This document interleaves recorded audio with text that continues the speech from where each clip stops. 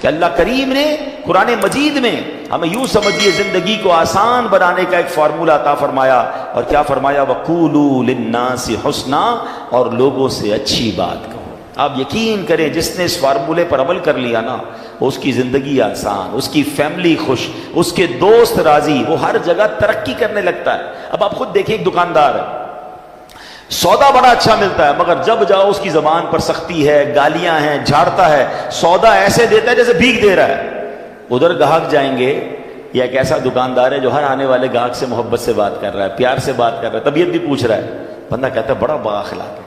اخلاق کی برکت سے کاروبار بھی بڑھتا ہے، اخلاق کی برکت سے عزت بھی بڑھتی ہے، ترقی ملتی ہے اس کو۔ ایک ہی ادارے میں دو بندے جاب کر رہے ہیں، ایک سب سے دوستی، پیار، محبت، ٹیک کیئر کرنے والا، اور ایک سب سے لڑنے والا، بتاؤ ترقی کس کو ملے گی؟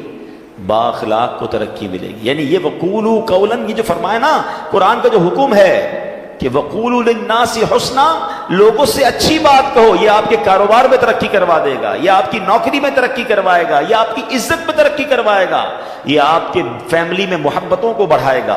یہ ایک چھوٹا سا حکم جو ہے نا، وہ میری پوری لائف کو آسان کر سکتا ہے۔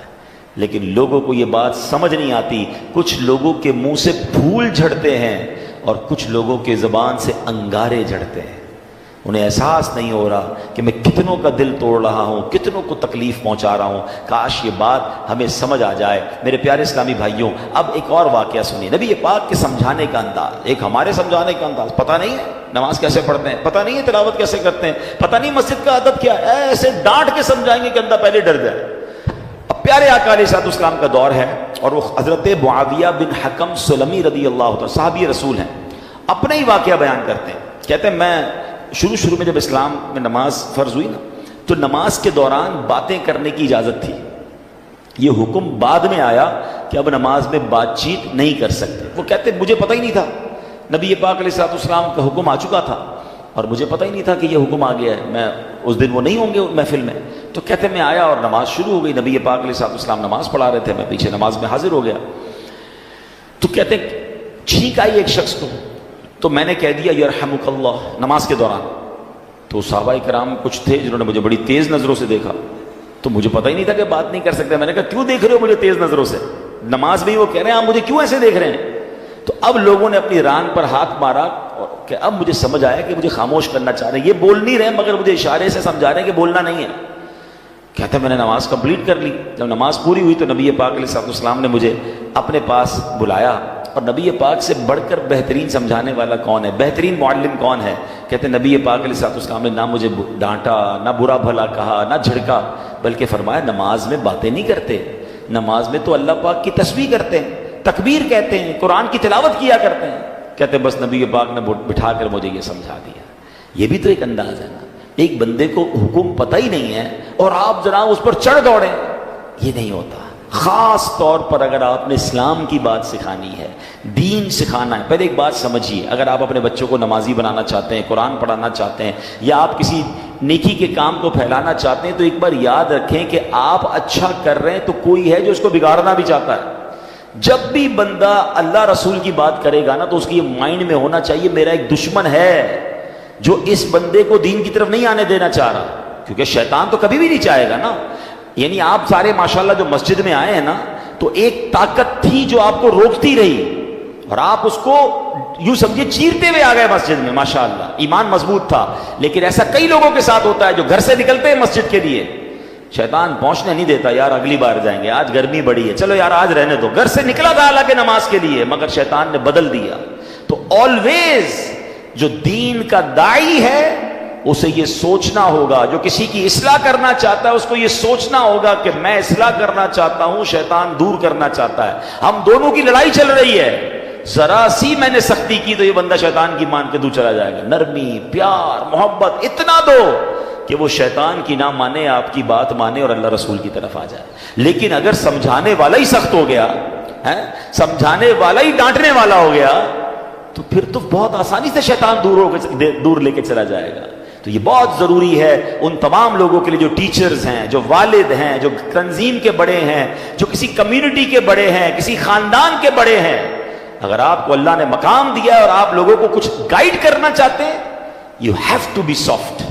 نرم شفقت آپ کی زبان سے پھول جھڑنے چاہیے, کیونکہ آپ کا مقابلہ شیطان سے ہے. وہ چاہتا یہی آپ بد اخلاقی کریں, میں لوگوں کو لے جاؤں, اور ایسا ہوتا ہے.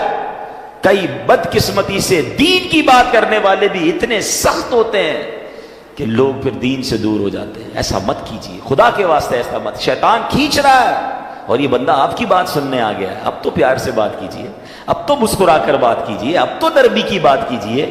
تو انشاءاللہ اگر اس بات پر عمل کریں گے تو اللہ نے چاہا زندگی میں بڑی ترقیاں اور بڑی کامیابیاں ملیں گی. اعلیٰ حضرت امام اہل سنت فرماتے ہیں اعمال میں ہدایت نرمی سے چاہیے کہ سختی سے ضد نہ بڑھے. اللہ کرے یہ بات ہمیں سمجھ آ جائے. اچھا, بالکل اسی طرح کسی کو سمجھانا ہے, اس میں بھی بڑی غلطی ہوتی ہے. سب کے سامنے لوگ سمجھاتے ہیں, یہ میرا بیٹا جو ہے نا, اچھا رشتہ دار آئے ہیں گھر پہ, مہمان آئے ہیں, اور ان کے سامنے کہہ رہے ہیں یہ بیٹا میری بات مانتا نہیں ہے, بہت تنگ کرتا ہے, ذرا آپ بھی اسے سمجھا دیں. کیا اب وہ سمجھے گا آپ کی بات؟ سب کے سامنے آپ نے ذلیل کر دیا.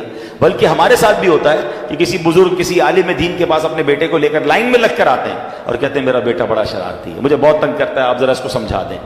آپ سوچیں, آپ نے اس بیٹے کو اس دیندار آدمی کے سامنے ذلیل کر دیا, وہ کیسے اپنے باپ سے محبت کرے گا؟ ہونا کیا چاہیے تھا, والد آ کر کہتا میرا بڑا پیارا بیٹا, حضرت اس کے لیے دعا کر دیں. یہ بھی تو ہو سکتا ہے, دعائی کروانی تھی, اس کی برائی کرنا ضروری ہے سب کے سامنے. اور ہو سکتا ہے آپ کا یہ جملہ بیٹے کے دل میں آپ کے لیے نرمی ڈال دے کہ یار میں ابو کو اتنا تنگ کرتا ہوں, ابو پھر بھی جا کے ایک عالم دین کے پاس, ایک بزرگ کے پاس جا کر کیا کہہ رہے ہیں کہ میرے بیٹے کے لیے دعا کر دیں, میرا پیارا بیٹا ہے. کتنا یہ تو طریقہ ہوتا ہے دل میں محبت ڈالنے کا. ہم خود ہی اپنے بچوں, اپنے چھوٹوں سے اپنے دل میں محبت دور کر رہے ہوتے ہیں. اچھا, پھر اسی طرح ایک اور کہانی کیا ہو کر آج کل لوگ ہو گئے سوشل میڈیا پہ سمجھانا ہے. اب مجھے ایک بات بتائیں, آپ نے کسی ایک بندے کو سمجھانا ہے, اس کو ویڈیو پہ سمجھائیں گے آپ؟ اب ویڈیو پہ آپ سمجھا رہے ہیں تو شیطان ہو سکتا ہے اس کو ضد ہو جائے. اچھا, آپ نے اس کو سمجھایا یا اس کی کوئی برائی بتائی اور اس نے وہ برائی ختم کر بھی لی, تو یہ ہزاروں لاکھوں لوگوں کو آپ نے اس کی برائی بتائی, اس کا عذاب کس پر ہے, اس کا گناہ کس پر؟ یہ کون سا طریقہ ہے کہ آپ کو کسی فرد سے پرابلم ہے اور آپ اس کو سوشل میڈیا پہ سمجھا رہے ہیں, ویڈیو کے ذریعے سمجھا رہے ہیں؟ یہ تو عجیب ہو گیا, یہ دشمنی بڑھانے والی بات ہے, یہ شیطان کو خوش کرنے والی بات ہے. اللہ کرے کہ یہ لوگوں کو بات سمجھ آ جائے کہ ایک جملہ یاد کر لیں, جس نے کسی کو سب کے سامنے سمجھایا اس نے اس کو ذلیل کیا, اور جس نے کسی کو اکیلے میں سمجھایا اس نے اس کو زینت بخشی. ہاں, اگر پیار ہے نا کسی سے, سمجھانا ہے تو اکیلے میں حضرت آپ نے پرچی لکھ دیں, میسج کر دیں کہ یہ آپ کے بیان میں پرابلم تھا, یہ آپ کے انداز میں پرابلم تھا, یا کوئی بھی آپ کی فیملی کا ایشو ہے, آپ کے دوستوں میں ایشو ہے, ذرا اکیلے میں آپ سے بات کرنی پیار سے. اچھا, اس میں بھی ایک انداز اختیار کیا جا سکتا ہے کہ آپ نے اس دن جو یہ بات کہی تھی, شاید ہو سکتا ہے میرے سننے میں غلطی ہوئی ہو, اگر ایسا کہا تھا تو ایسا نہیں کہنا چاہیے, پیارے بھائی ناراض مت ہوئیے گا. یہ بھی تو ایک انداز ہے نا, آپ اصل سمجھانا چاہتے ہیں, اور اگر آپ لڑنا چاہتے ہیں, ذلیل کرنا چاہتے ہیں, تو پھر اپنے دل سے پوچھئے, اس سے سلو نہیں ہوتی ہے.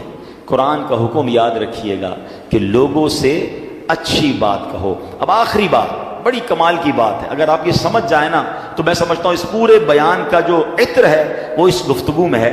علامہ قرطبی رحمۃ اللہ تعالی فرماتے ہیں سمجھانے والا دنیا میں کوئی بھی ہو, آج کے دور میں کوئی حضرت موسیٰ اور حضرت ہارون سے افضل نہیں ہو سکتا. اللہ کے نبی ہے نا, اور جسے سمجھایا جائے وہ کتنا ہی بڑا گناہگار کیوں نہ ہو, وہ فرعون سے بڑا گناہگار نہیں ہو سکتا.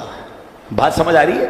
یعنی آج اگر کسی کے ساتھ آپ کو پرابلم ہے, کتنا ہی اس نے آپ کو کیوں نہ ستایا ہو, کتنا ہی وہ غلط آدمی کیوں نہ ہو, گناہوں میں وہ فرعون سے بڑھ نہیں سکتا. اور ہم میں سے سمجھانے والا کوئی بھی حضرت موسیٰ اور حضرت ہارون سے بڑھ نہیں سکتا. دو ایکسٹریم ہو گئی نا, سمجھانے والا بھی ٹاپ پہ ہے اور گناہگار بھی سب سے بڑا ہے. مگر جب حضرت موسیٰ اور حضرت ہارون فرعون کے پاس جا رہے تھے تو اللہ کریم نے کیا انہیں ارشاد فرمایا تھا, فَقُولَا لَهُ قَوْلًا لَيِّنًا, تو تم اس سے نرم بات کہنا. قرآن حضرت موسیٰ حضرت ہارون کو کہہ رہا ہے, کس سے نرم بات کرنا؟ فرعون سے. یار کسی فرعون سے بڑے گناہگار سے مل لیا آپ نے جو اس سے سختی کر رہے ہو, سمجھیے. یا حضرت موسیٰ سے زیادہ اچھا سمجھانا آتا ہے آپ کو. اتنی دو ایکسٹریم مل رہی تھی, مگر آرڈر کیا تھا کہ نرمی سے بات کرنی ہے, پیار سے بات کرنی ہے.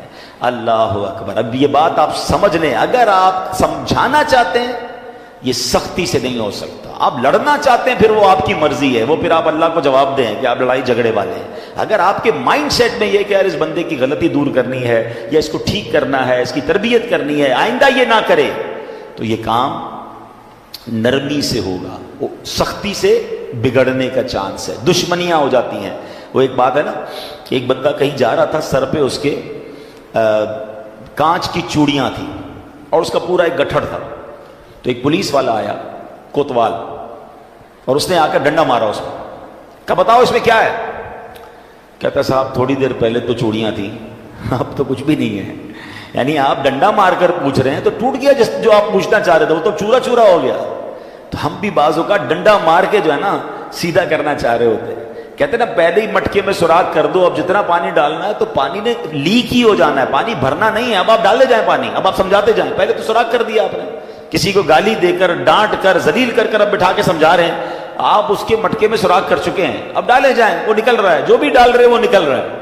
تو کاش یہ بات سمجھ آ جائے کہ ہے فلاح و کامرانی، نرمی و آسانی میں، ہر بنا کام بگڑ جاتا ہے نادانی میں۔ صدقہ خیرات کی بات ہم بہت ساری کرتے ہیں، ٹھیک ہے، آج آپ کو ایک کمال کا صدقہ بتاتا ہوں، 1 روپیہ بھی خرچ نہیں ہوگا۔ غریب لوگ ذرا غور سے سن لیں، امیر بھی سنیں، کیونکہ امیر بھی کون سا روز خرچ کرتے ہیں، ٹھیک ہے نا، یہ بغیر خرچے کا صدقہ ہے۔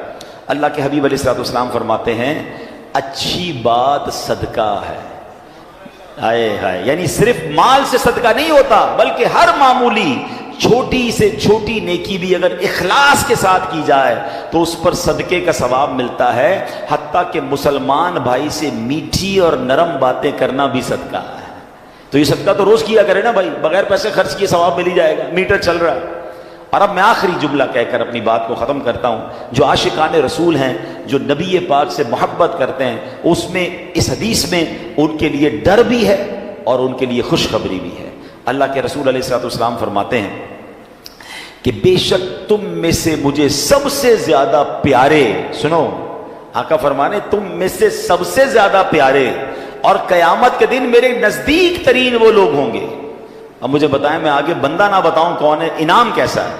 قیامت میں آقا کے سب سے قریب اور نبی پاک فرمائے میرے لیے سب سے زیادہ پیارے۔ سچی بات یہ میں اگلی جملہ نہ بھی کہوں نا تو ہم سب نے یہ سودا کر لینا چاہیے کہ وہ جو بھی کام ہے میں نے کرنا ہے، میری ساری زندگی ایک طرف، اگر میں نبی پاک کا پیارا ہو گیا اور قیامت کے دن پیارے آقا کے سب سے قریب ہو گیا تو پھر یہ کام کیوں نہ کروں؟ اور وہ کام کیا ہے؟ آقا فرماتے وہ ہے جو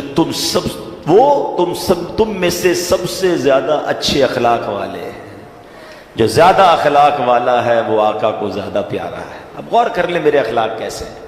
اب اگلا جملہ جو ڈرانے والا ہے، تم میں سے مجھے سب سے زیادہ ناپسند اور قیامت کے دن مجھ سے زیادہ دور وہ لوگ ہوں گے جو برے اخلاق والے ہیں، جو زیادہ باتیں کرنے والے، منہ پھٹ، بانچیں کھول کر اور منہ بھر کر باتیں کرنے والے ہیں، گالیاں دینے والے سوچیں، طنز کرنے والے سوچیں، لوگوں کی عزتیں اچھالنے والے سوچیں۔ اگر نبی پاک ناراض ہو گئے، میری بد اخلاقی کی وجہ سے قیامت کے دن مجھے دور کر دیا گیا میرے آقا سے، تو میں نے کدھر جانا ہے؟